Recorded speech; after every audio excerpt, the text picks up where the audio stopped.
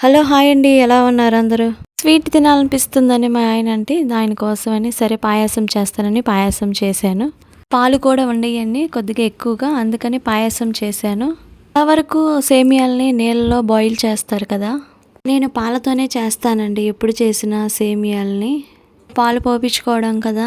వాళ్ళు కూడా వాటర్ కలుపుతారు. మళ్ళీ నేను వాటర్ కలపడం ఎందుకని నేనెప్పుడు పాలలో వాటర్ కలపను.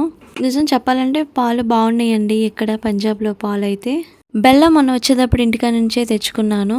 ఇదే లాస్ట్ అయిపోయిందండి బెల్లం కూడా. ఇక్కడ బెల్లం కొద్ది కలర్ నల్లగా ఉంటది.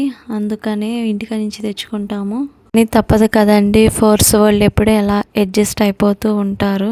మనకు కావాల్సిన సామాను కొన్ని దొరక్క ఉంటాయి కదా! అందుకనే వాళ్ళు ఉన్నట్లోనే అడ్జస్ట్ అయిపోతామన్నమాట.